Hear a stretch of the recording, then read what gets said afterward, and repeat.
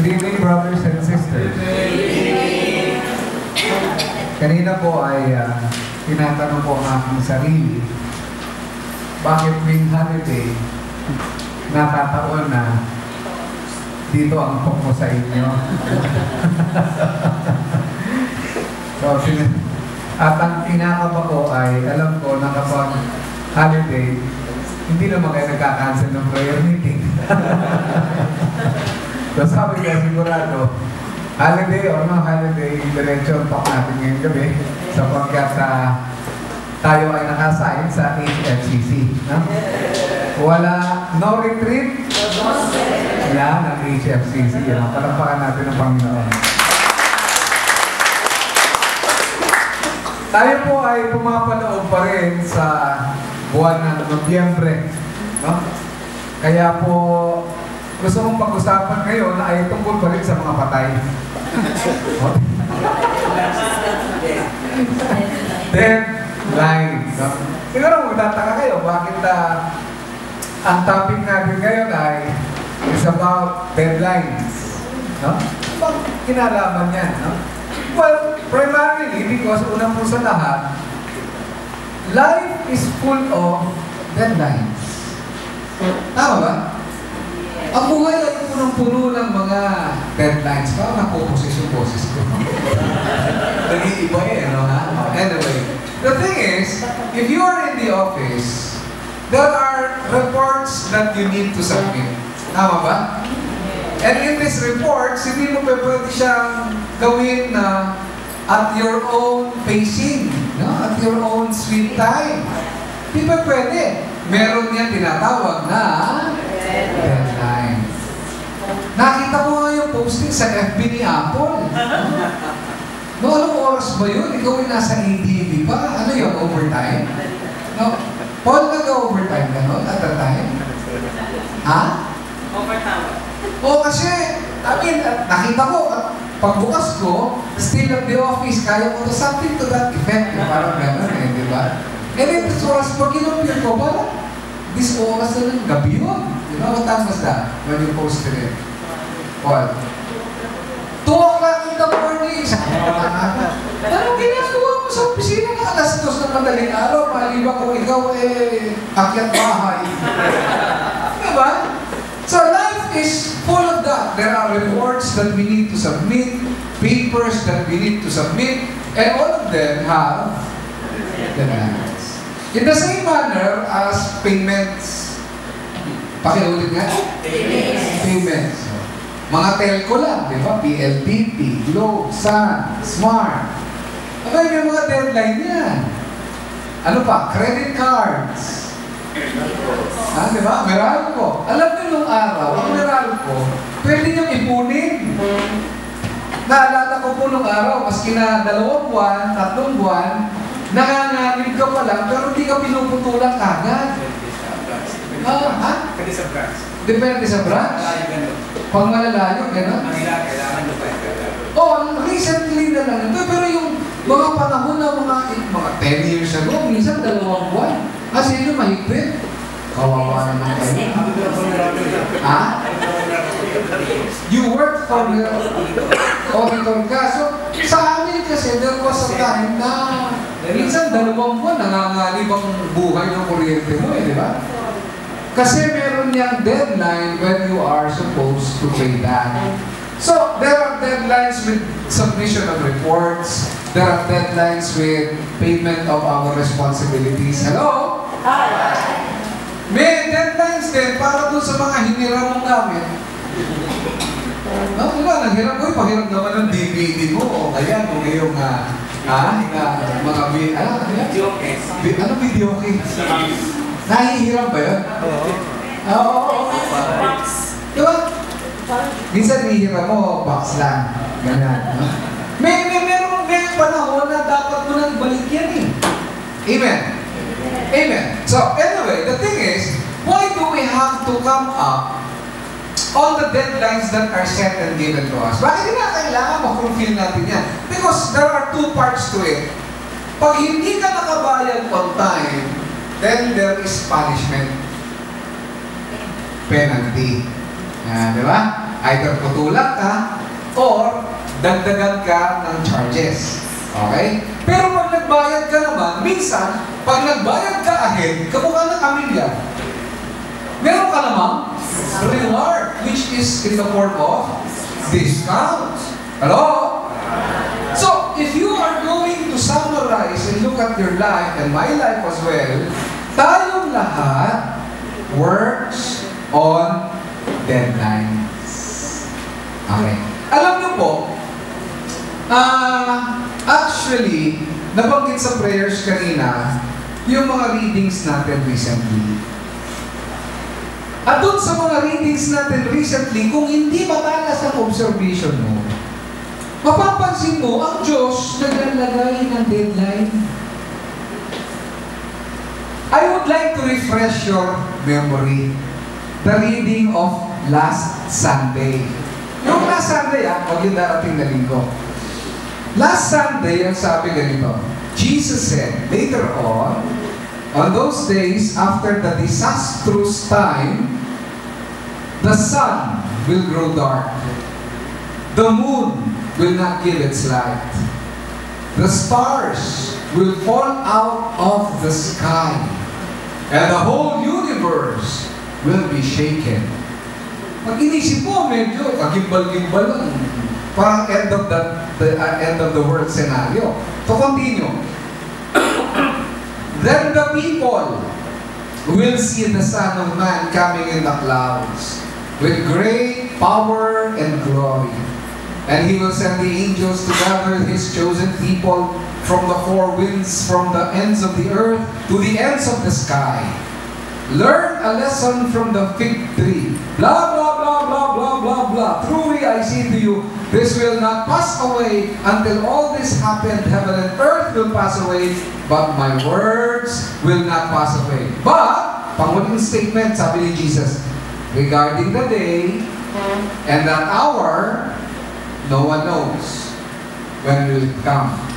Not even the angels, not even the Son, but only the Father. Do you remember it now? Okay, hello? Hi. Jesus is giving us a warning. Last Sunday. This coming Sunday is the last day for year 2015 of the liturgical calendar year. Because we are celebrating the feast of Christ the King. Jesus is coming with all of His regal and with all judgment. We are now sandwiched between warning and judgment. Are you following me? So, sa pagitan noon, kasi po ang ating kalendaryo magtatapos sa darating na linggo, after this coming Sunday, which is Christ the King, ang susunod na linggo noon ay the first Sunday of Advent na. Advent, which means coming, pagdating. So, mag-uumpisa na yung 2016 calendar ng simbahan. Okay? Maliwanag po ba? Hello?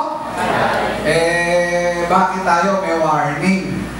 Winawarningan tayo because when Christ the King comes, He will not arrive as Christ the Divine Mercy. Ngayon, ay panahon ni Jesus as the Divine Mercy. Magkasala ka, magkasala ako, hingi tayo ng tawad, patawarin niya tayo, because His blood and water was spilled out to cleanse us from our sins. Amen? Amen. But there will come a time He will not come with mercy. He will come as a judge. At pagdating nun, iiwalay niya ang kanyang mga tupa. At sasabihin sa kanyang mga tupa, dito kayo sa aking kanan. At sasabihin sa kanyang mga sa mga kambing, dito kayo sa aking kaliwa. Ang mga tupa ay aakyat sa langit, ang mga kambing ay maiiwan upang sila ay sunugin kasama ng mundong ito para ma-purify. Tingnan mo katabi mo. Yan ba'y tupa o camping? Hello? Natatapos po itong kalendaryo sa Christ the King because it is telling us there is no other King but Jesus our Lord. Amen? What I'm trying to say is, between the warning and the coming of Jesus, we are now given a deadline. Deadline for what, brother? Let us be first very specific. Deadline. Pakiulit. Deadline. Alam niyo ba kung bakit yan tinawag na salitang deadline? Yan po ay hinango sa mga preso. Noong araw, ang mga preso ay dadalhin sa isang lugar at sila po ay manual forced labor. Okay? So, halimbawa, yan taniman, sila ay mag-aani, ano yun? Forced labor yun. Hindi mo naman pwedeng bakuran yung buong malaking taniman na yan. So, ang ginagawa po ay nagkakalat ng mga jail guards na may dalang shotgun. Tapos, ang jail guard na yan, tatayo sa isang lugar at lalagyan ng demarcation line, meaning to say, yung tindig niya at tindig ng susunod na gwardya, yun yung line na invisible. Ikaw na umaani na preso, hindi ka pwedeng lumampas doon sa linya na yun. Doon ka lang sa loob. Pag ikaw ay lumampas, babarangin ka. Pa! Dead! Line. You'll be surprised. That is where the word originated from. Parang di kayo nunino. Totoo yun. Kaya may deadline, imaginary ang linya na yan, na kapag ikaw ay lumampas, you're dead. Are you following me? Jesus, the Father and Jesus gave us, all of us, a deadline before the final judgment of Christ. I wish we had the opportunity to talk about Lazarus and kasi during the olden times, alam po ninyo, kapag ang tao ay namatay, ang paniniwala nila ng panahon ni Kristo, ang lahat ng namatay ay pumupunta sa tinatawag na Hades. Hades. Nadinig nyo na yan? Nadinig nyo na sa Biblia? Yung Hades, container yun ng lahat ng namatay. Mapangit ka, o believer ka, o unbeliever ka, sa Hades ka pupunta. Yung Hades, may dalawang kompartamento. Yung unang kompartamento ay tinatawag na bosom of Abraham. One word for that, paradise. Kaya sabi ni Jesus, doon sa pagnanakaw na nagsabi sa kanya, alalahanin niyo po ako pagka kayo pumunta na sa inyong kaharian. Hindi sinabi ni Jesus, today you will be with me in heaven. Remember? Ano sabi ni Jesus? Because paradise is the compartment where the souls of believers go to during that time. Yun ang theology nila. Kapag ikaw naman unbeliever, hindi ka naniniwala sa Panginoon, pupunta ka rin sa Hades, doon ka lang sa kabila. Ang tawag doon ay Gehenna. Nadinig nyo ng Gehenna? Ginagamit niya kung gusto mo magpalit ang kulay ng buhok. Hina ba yun? Okay. Wag yun. Gehenna. Gehenna, hello? Is the place of torment. Or what they call hell. At sa pagitan ng Gehenna at ng Paraiso ay may malaking bangin na hindi makatatawid ang mga nandito papunta doon at ang mga nandoon papunta dito. Di ba? Naalala nyo, Lazarus, yung si Lazarus, yung pumupulot lang ng pagkain na nahuhulog sa mayamang, doon sa mayaman na kumakain na sobra-sobra. Siguro given time, we will talk about that. No? But the thing is, point is, rich or poor, young and old, all of us are covered by the warning that we all have a deadline to follow. Amen? Ayan. Okay. Saan natin makikita ang deadline na iyan? Kapag tayo'y nakakita ng whiteboard marker. Okay? At dahil wala naman, edi, ano naman? Okay. Nasanay kayo dun sa ating sorry ha, hindi ko nandala yung USB para sa ating, talaga dinukot pa sa bag. Baka man naman may balay ang bag mo.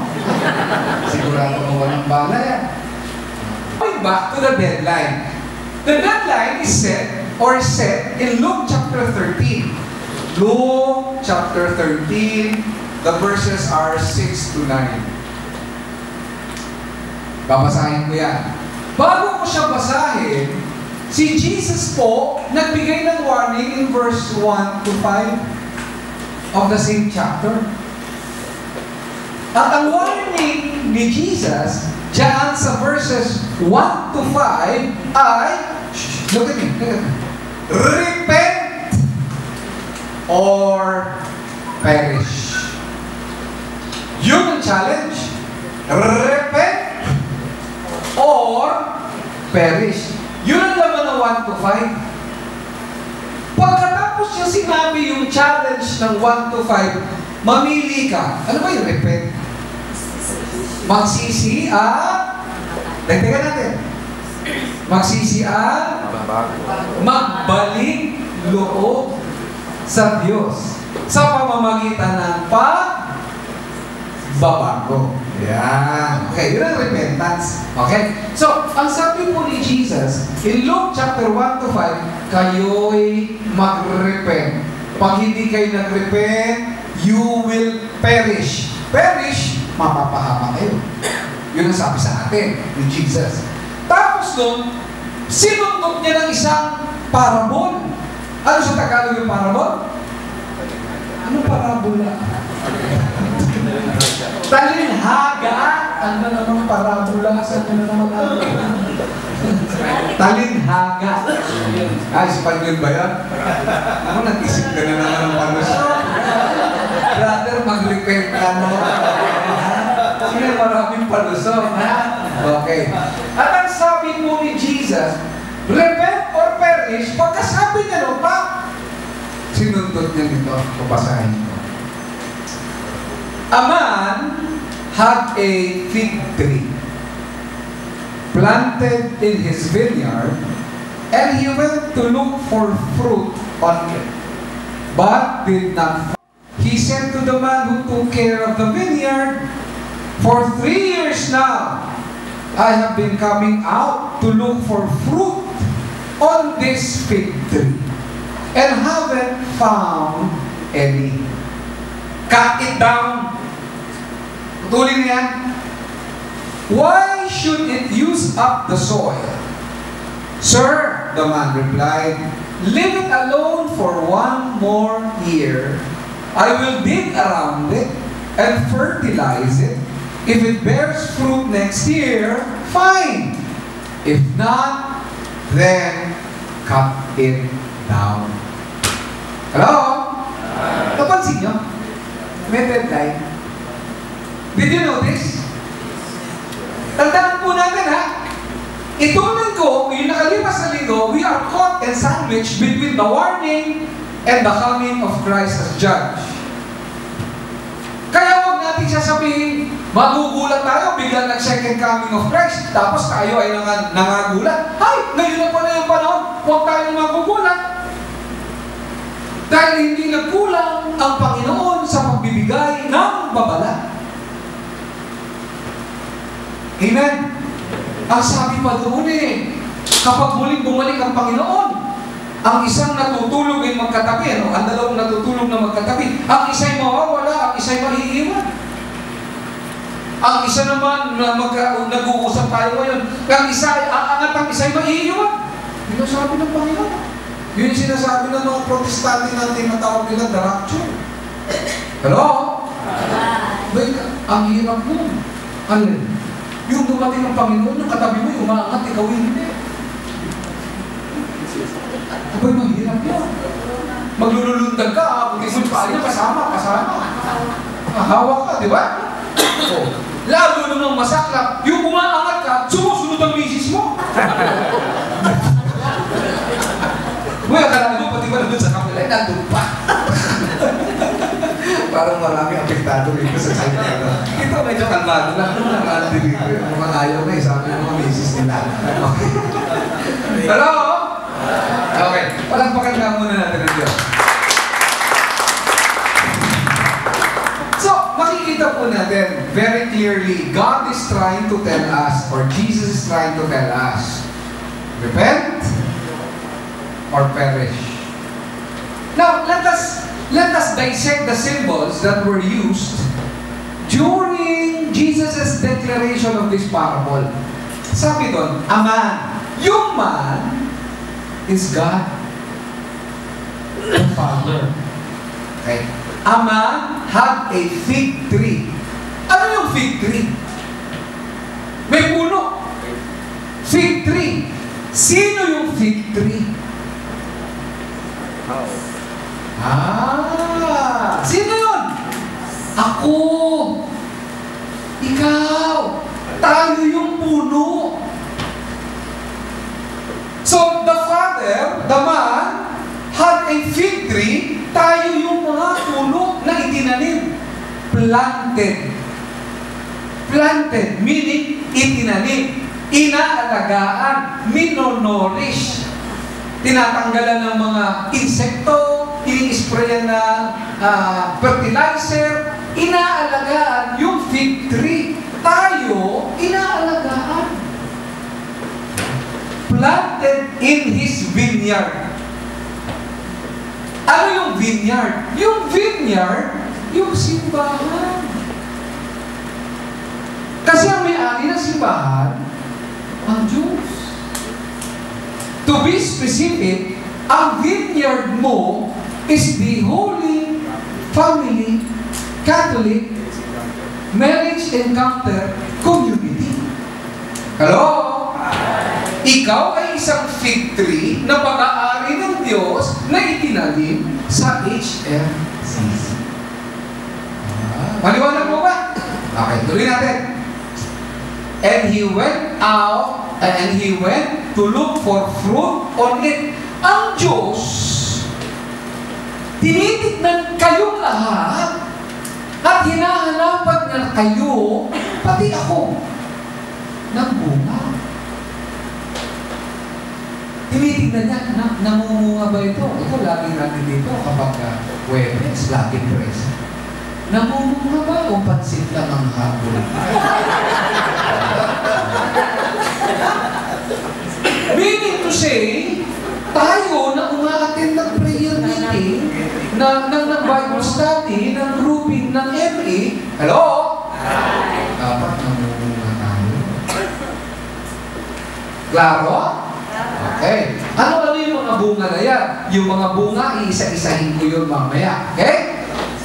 At ang sabi, ang may-ari na may taniman, naghanap ng bunga, but did not find any. Walang nakita bunga.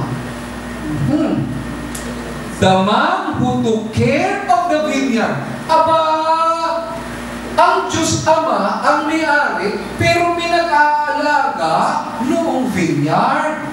Sino yung tagapangalaga ng vineyard?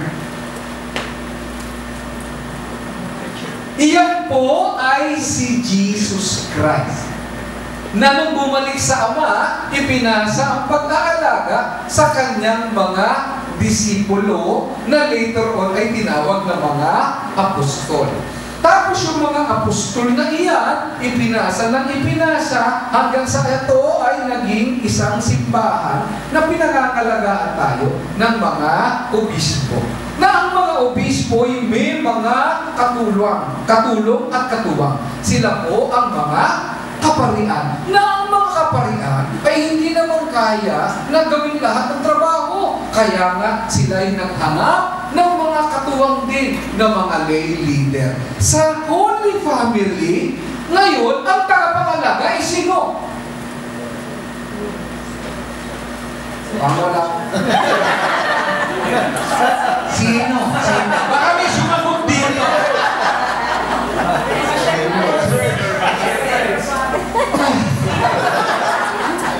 Sino ang tagapangalaga rito? Ha? Yung mga servant leaders ninyo, ang ngayon mga tagapangalaga. Mabuti pa niya kahit hindi yan itong mga ito'y kayo ng kausap. Palakpakan na muna natin, Panginoon. Hello? So, ang Diyos daw bumaba, naghanap ng bunga, kausap yung tagapangalaga. Sabi niya, 3 taon na ako dito eh. Hanap ako ng bunga. Ano po ibig sabihin ng 3 years? It is a long time already. It is already a reasonable time na ang puno ay dapat namumunga na by this time. Amen? Eh wala nga nakita. Ano ang utos nung nasa taas? Ha? Putulin na yan! Cut it down! Ano ibig sabihin ng cut it down? Tanggalan na ang blessing niya. Ng bunga eh. Alisin na yung mga biyaya pinamimigay natin dyan. Yung mga nourishment, alisin na. Cut it down. Ng bunga yung tagal na. Cut it down. Anong bunga eh? Kaya yun ang utos eh. Di ba yung utos? Bakit? Because He uses up the soil. Ano ibig sabihin? Higop ng nutrisyon kung sa lupa eh. Ano ibig sabihin no? Pag dito natin inaptay, kain ng pansit at saka pantisan eh. Hindi mo nagbabago? Di ba? Alin ang hindi nagbabago? Yung miyembro o yung pansit?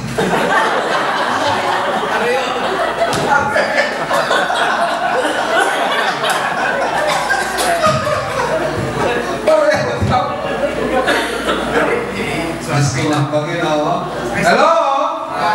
Ay, sabi ng tagapangalaga, Boss, huwag mo na natin putulin. Abay, huhukatan mo yung paligid, no? Tapos, bigyan mo pa ako ng, 1 more year. Yun ang deadline mo. Tandaan mo, mas kinala ng opisina, may audit yan. Di ba? May 1 more. Sabi mo sa katabi mo, may 1 taon ka na lang. At yung 1 taon mong yan, ay nag-umpisa last year. Okay, closing na tayo na taon ngayon eh. Di ba? Hanggang ano na lang yan. Hanggang sa susunod na linggo. Ang sabi ng tagapangalaga, Boss, wag mo na. I am going to dig around it and fertilize it. Ano ibig sabihin? Lord, wag mo na. I will feed it with more of your word. I will give it more encouragement. I will enable these people to have the opportunity to serve so that they will grow. Sabi ng tagapangalaga, if after 1 year doing everything that I have mentioned and still no fruit, dahil matira sa ulo, I will cut it.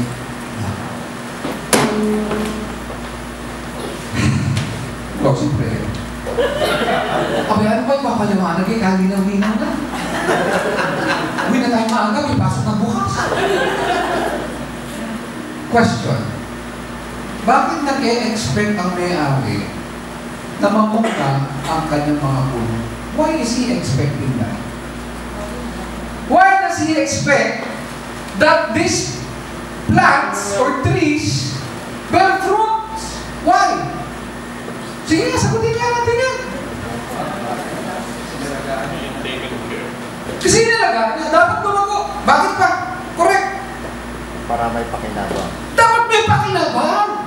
Correct. What else? What kailangan? Bakit siya naghahanap ng bunga? Ha?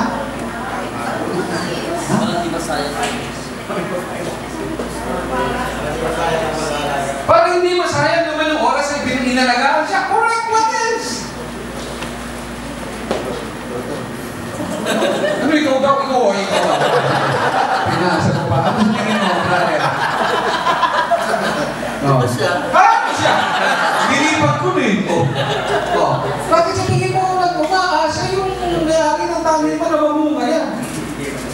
Para na naman Para may bunga.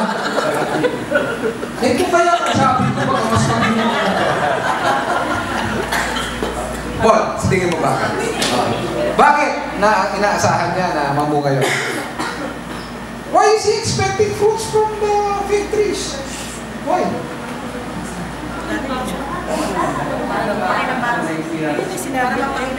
Para pakinabangan, nabanggit na rin po. Pero tama rin yun. Vin. Yung purpose bagay. So yung purpose Yung purpose niya kasi, kaya siya tinanim doon para mamunga siya. So in-expect niya, mamunga siya. Pwede, correct, what else? Hindi na munga, wala ng seeds. Pag hindi namunga, wala nang seeds. Talagang taniman. Talagang galing sa taniman itong isa. Oo, totoo naman. Wala na ba? Eh, bakit nagagalit mo kayo? Ikaw, sister ka, ha? Na may personal ka, ha?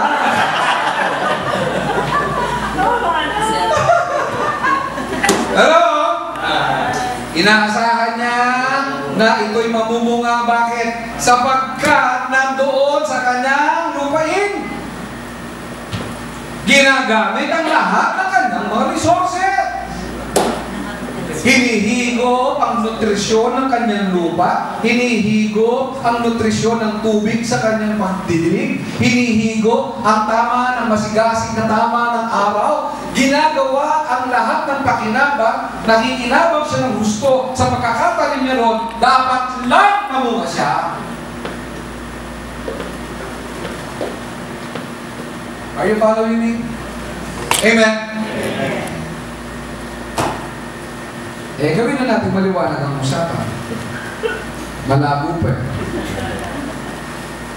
Dapat lang mamunga ka. Dito. Anong klaseng bunga ang hinahanap ng Diyos?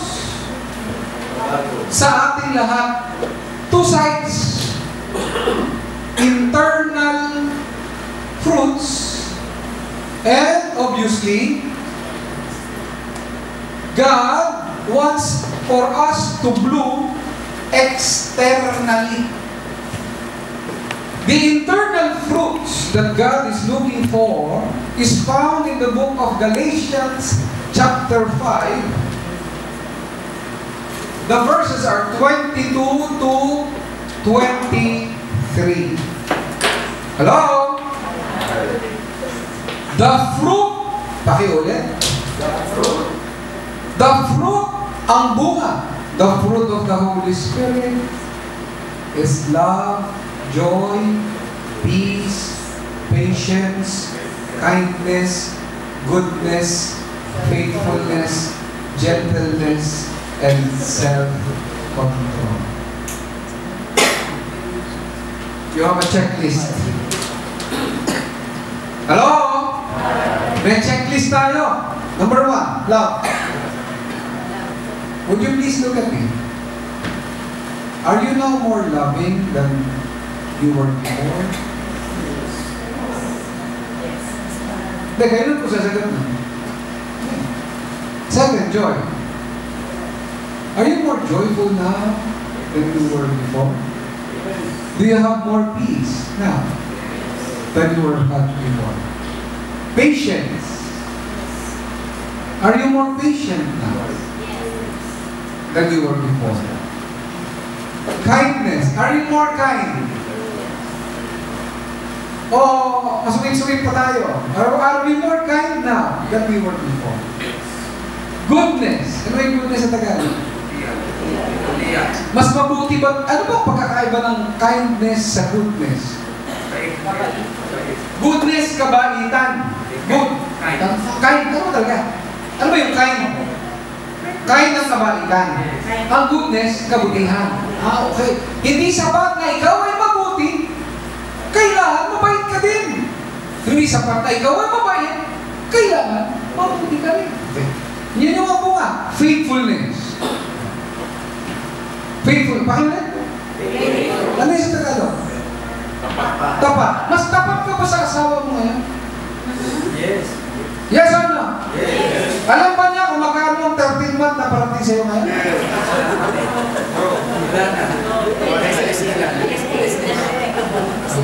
Ha? Hello?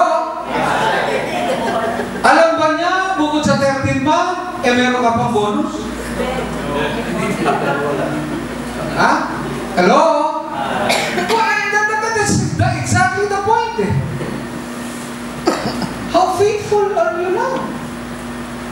Are you more faithful? Or have you started to grow fruits of faithfulness? Another fruit, gentleness. Are you more gentle? Or still very rough?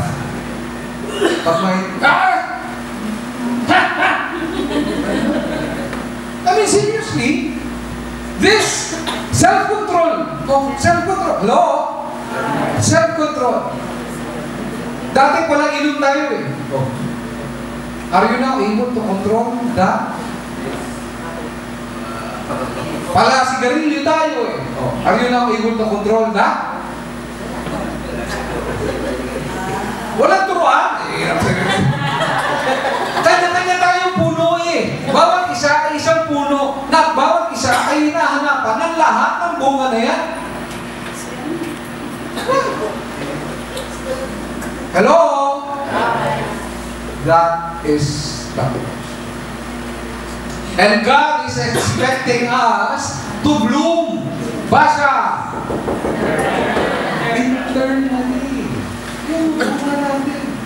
Let's go to the externals. Tayo ba ay namunga externally? How do we find out about that? Christian charity. Ba, recently nakita kayo, meron kayong mga, ano yan, gift giving po ba? That you did? That is a fruit. Yan yung bunga. Very nice, congratulations. Pero pa natin ang community. When we have started to neglect our own selves and we have started to look after the needs of other people, that is an external fruit that God is looking for in all of us. God expects us to bear these kinds of fruits. Brother, ako konti lang bunga ko eh, mga brother, ako konti lang bunga ko eh, mga bago mahino, nabubulok. Bakit? Hindi ko naman ginagawa na yung vision na yun. Kaya nga pag nakikita ko yung mga topic ng barkada, nahaya ako eh. Nabubulok yung bunga ko eh. Diba? Ito yun eh. Sabi ni isang kaibigan, ikaw ba talaga hindi ka nabababae? Hindi na. Oo. Hindi talaga totoo. Promise pa. Kaligala ka tayo. Sagot ko lahat. Akong bahala sa'yo. Mamili ka. Kahit saan. Sagot lahat. Akong gagastos. Sabi ko, Satanas, lumayo ka sa akin. Anong oras ang lakad? Alam mo, minsan kung kailan mo pinipilit, mamunga, doon ka ihilahin ng mga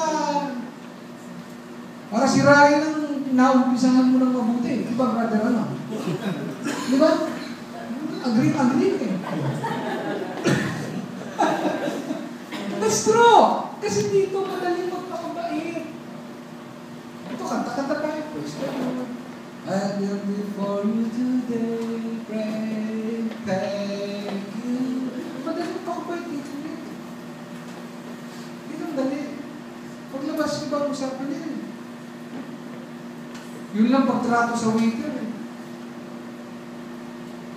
Diba? Kung paano natin malibasan, yung mga kapalag. Turo ng tatay ko, sa lahat ng tao pwede mong awayin, ang huwag mong aawayin, yung waiter na nagdala sa'yo ng pagkain. Duraan yung pagkain mo ito. Di ba? Isang order ako ng halo-halo. Pag ganun ko, nanigas yung yelo, solid na solid. Hindi ko naman maaway. Naalala ko. Tinawag ko, waiter, yes, sir. Pakihalo mo na. Sabi ko, waiter. Namulan na yung mukha, di pa mahalo. Sir, palitan ko na. Palit. Kanina order ako ng merienda. Konji. Kanina konji. Maligam-gam. Masarap sa konji, napapasok din na. Di ba na? Yung umuso ba?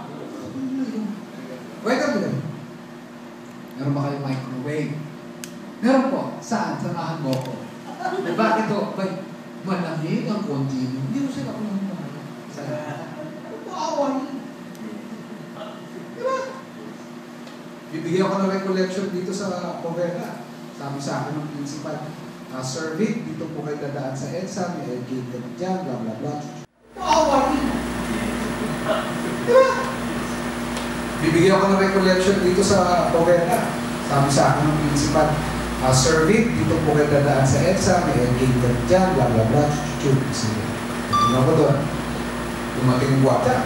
Hindi ka pwede dito, sir. Doon mo kayo sa likod. No ID, no entry. Hindi na nga alam eh. Alam mo, awayin ko siya. Sabi ko, hindi kasi may seminar dyan. Oo, alam ko. Pero hindi ko pwede kayo dito. Doon mo kayo sa likod, wala kayo sticker. Ikaw dito ko pinapunta ni ma'am ganito eh. Gusto mo tatawagan ko siya, kakausapin, pakausap ko siya. Ay, hindi ko kailangan kasi sinamutusan mo kami, walang sticker, doon kayo pwede pumasok. Umikot mo kayo.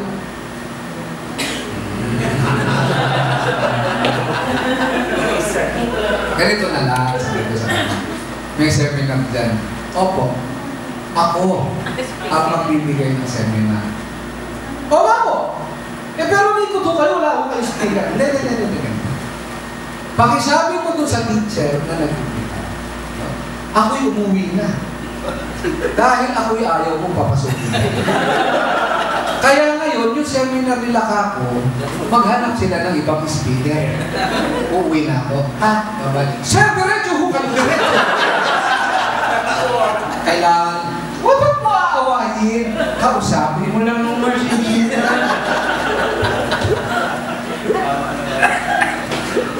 Amen? Hello? Ano po ibig ko sabihin? Some people do not bear fruit.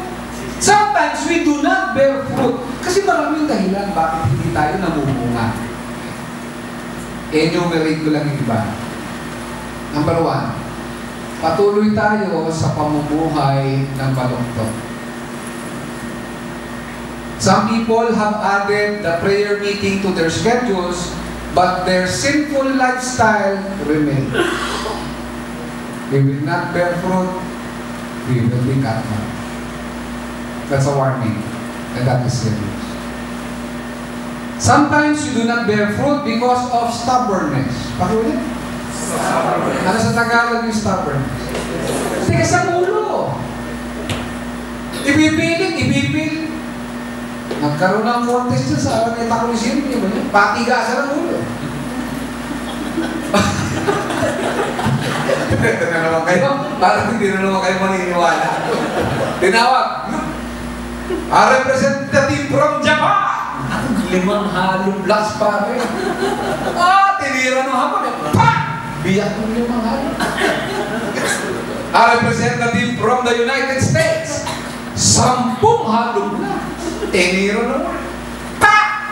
Basag yung 10. Tikas na naman. Naglagay ngayon ng 12. The representative from the Philippines. Ayaw lumagas. The representative from the Philippines. Ayaw lumagas. Puti siya na nga. Putas na ulit.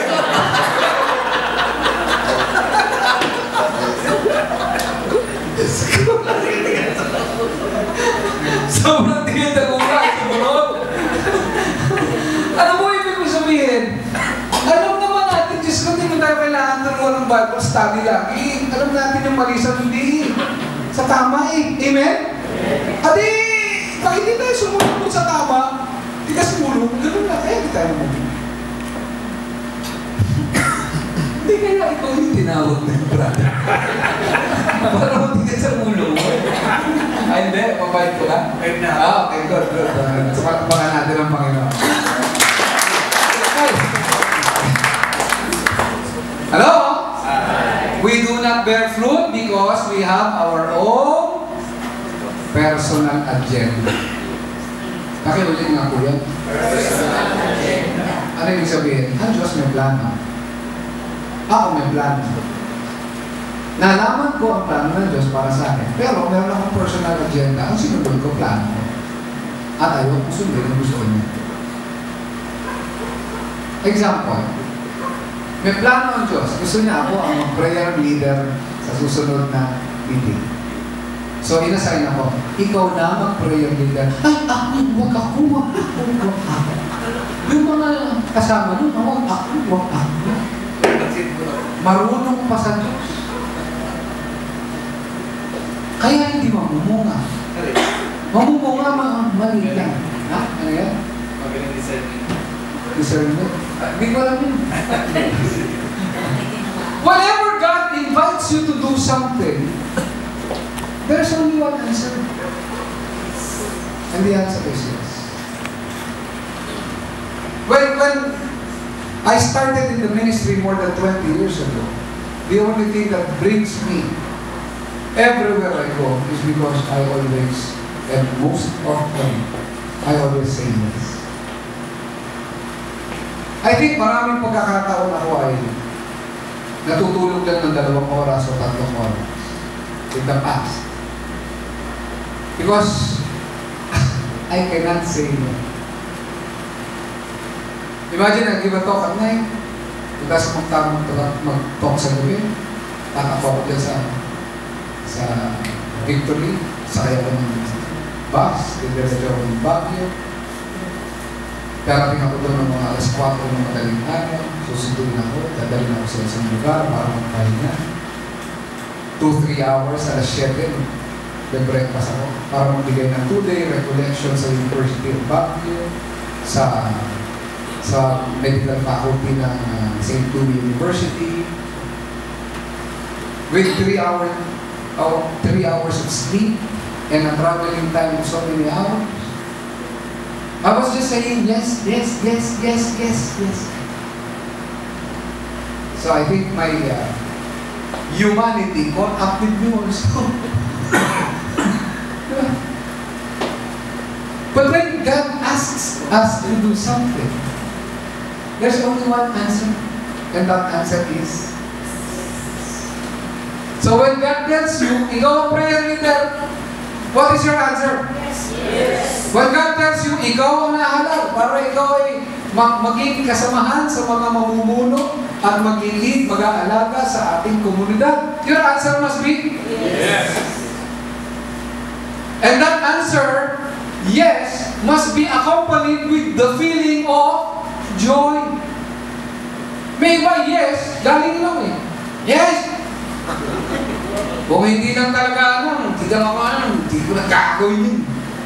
Ano ibig sabihin? Ginagawa nga yung isang bagay, pero para namang may hollow blocks na nakadagan sa dibdib niya. Bakit? Sobrang bigat sa loob niya yung ginagawa. You will not bear fruit. Amen.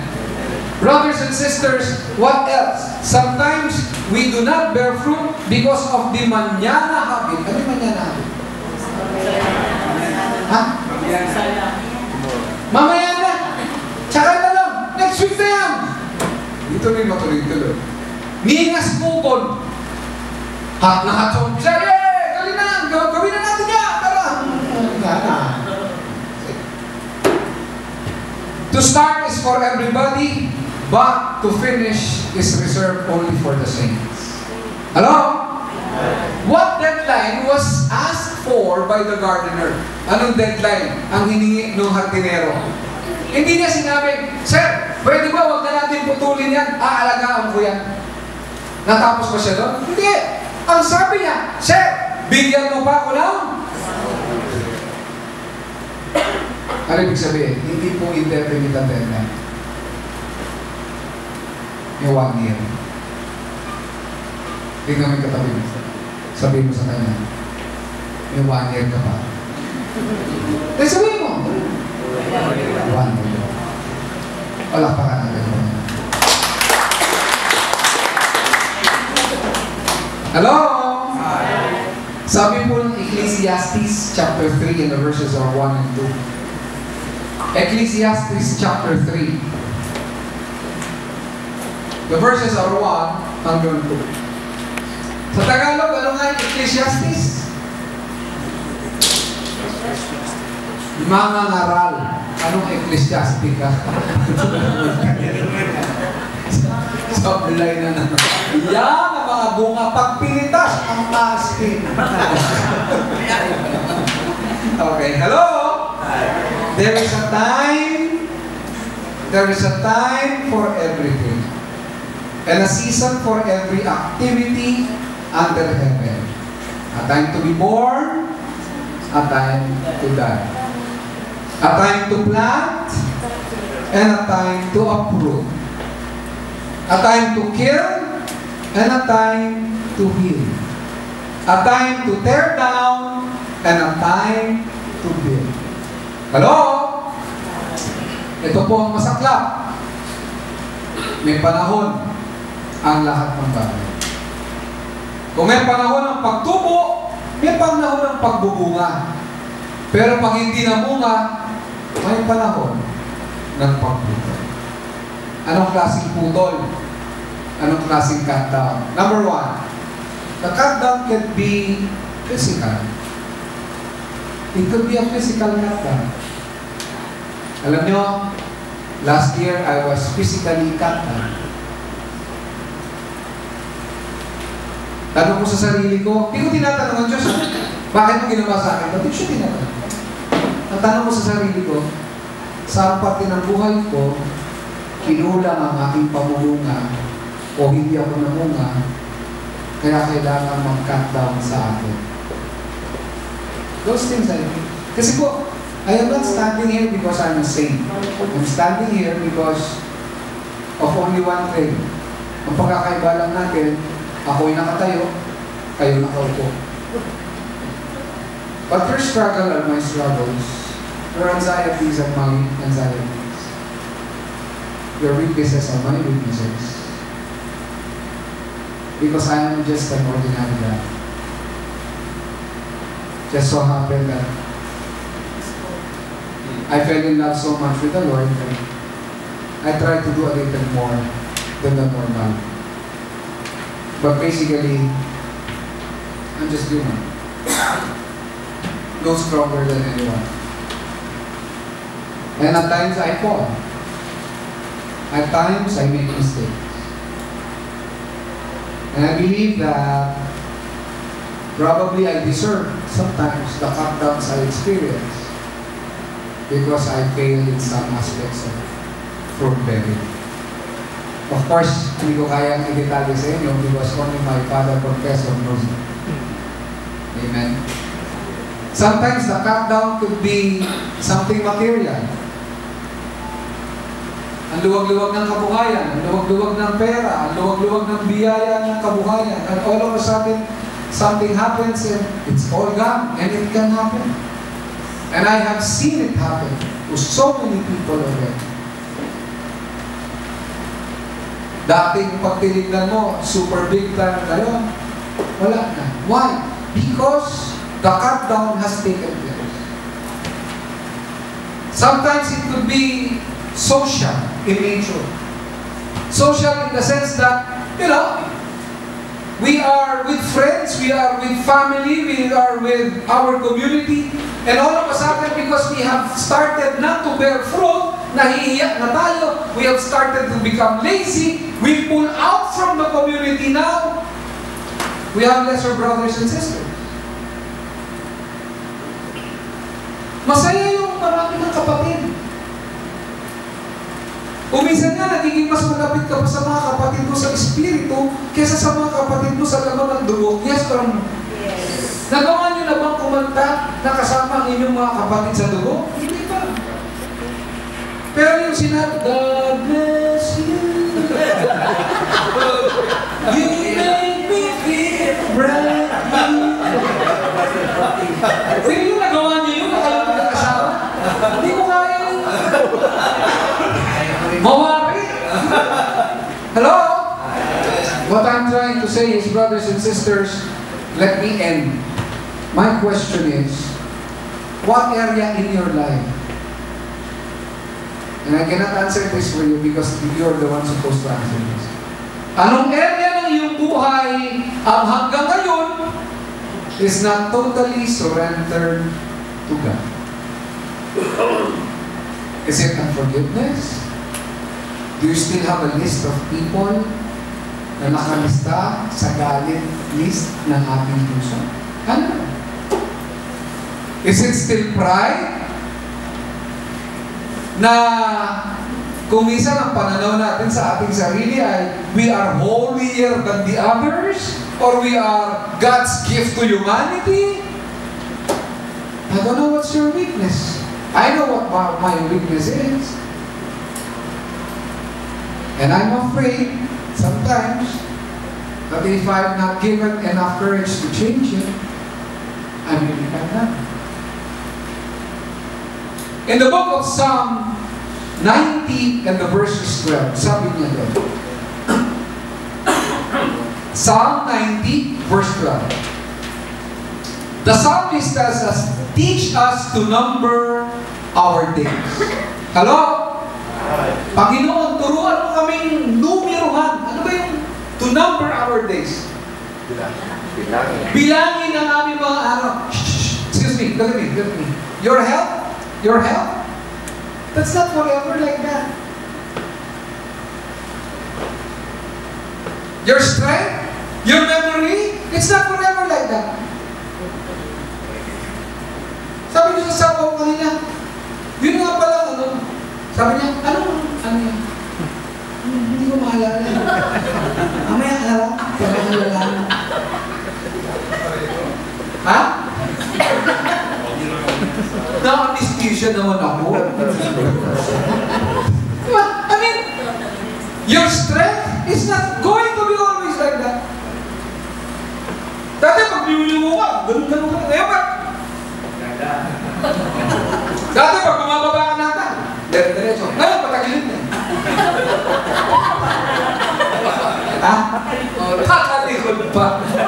Pero ganun patalikod? Ha?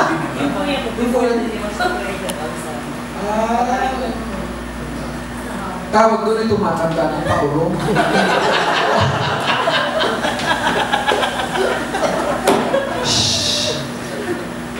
Let